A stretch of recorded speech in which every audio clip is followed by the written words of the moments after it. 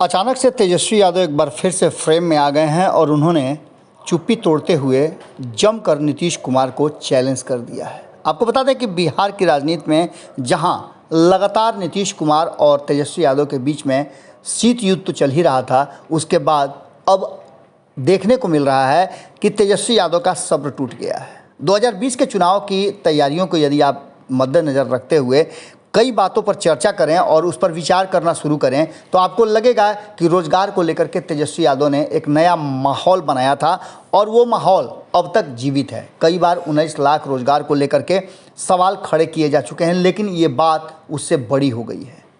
तेजस्वी यादव ने सीधे तौर पे नीतीश कुमार को टारगेट करते हुए ये बातें पहले भी वो कह चुके हैं कि यदि आप खुल करके केंद्र सरकार और भारतीय जनता पार्टी के सामने अपने ग्रीवांसेस को, अपने डिमांड को और बिहार के विकास की बातों को नहीं रख पाते हैं, उनसे अपना हक हुकूक नहीं ले पाते हैं, तो आप हमें बताइए, हम आपके साथ खड़े होंगे बिहार के सवाल पर।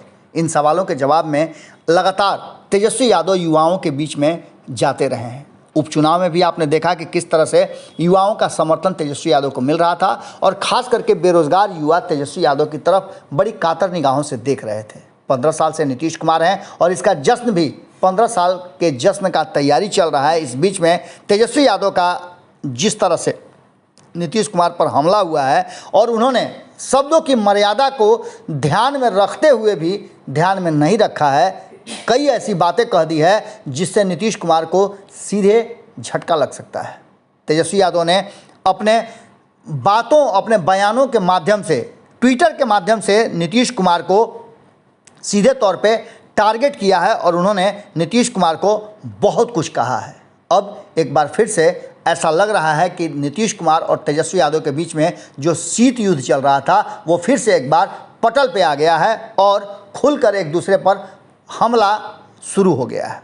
तेजस्वी यादव ने सीधे तौर पे नीतीश कुमार को टारगेट करते हुए लिखा है कि न शर्म, न दया, न दर्द, न संवेदना, न वादा खिलाफी का डर, न जिम्मेवारी का एहसास, न वर्तमान और भविष्य की चिंता। बिहार में शिक्षकों के 3 लाख से अधिक पद रिक्त होने एवं भारी बेरोजगारी के बावजूद शिक्षक बहाल करने में नीतीश सरकार का ऐसा लचर व ढुलमुल रवैया क्यों है। आपको बता दें कि नीतीश कुमार के इस बयान को लेकर के कहीं ना कहीं अब जदयू के तरफ से भी इस पर विचार जरूर आएंगे। देखने वाली बात यह होगी कि एक तरफ जहां लगातार कई तरह की चर्चाएं चल रही हैं, वहां रोजगार को, नौकरी को लेकर के, युवाओं को लेकर के जिस तरह से तेजस्वी यादव लगातार नीतीश कुमार को घेर रहे हैं, वो एक अलग तरह की राजनीति का संकेत दे रहा है। इसके इतना ही पर नहीं रुके, आगे उन्होंने लिखा है कि युवाओं की नौकरी व रोजगार को लेकर 16 वर्षों की नीतीश भाजपा सरकार बिल्कुल भी गंभीर नहीं है, क्योंकि ये ऐसा मानते हैं कि इन्हें बेरोजगारी, नौकरी, महंगाई, शिक्षा, स्वास्थ्य, विकास इत्यादि जैसे मुद्दों पर नहीं बिल्कुल, बल्कि जात पात और धर्म के नाम पर वोट मिलता है। अब देखने वाली बात होगी कि तेजस्वी यादव के इस हमला के बाद एक बार फिर से दोनों पक्ष आमने सामने होते हैं या फिर ये सिर्फ एक एजेंडा बन के रह जाता है। तेजस्वी यादव यूं ही बोलते रहें और सरकार चुपचाप कान में तेल डाल करके सोई रहे। बेरोजगारी एक बड़ी समस्या है, इससे आप इनकार नहीं कर सकते हैं और प्रतिदिन आपने देखा होगा कि कहीं ना कहीं कोई ना कोई धरना और प्रदर्शन जरूर कर रहा है।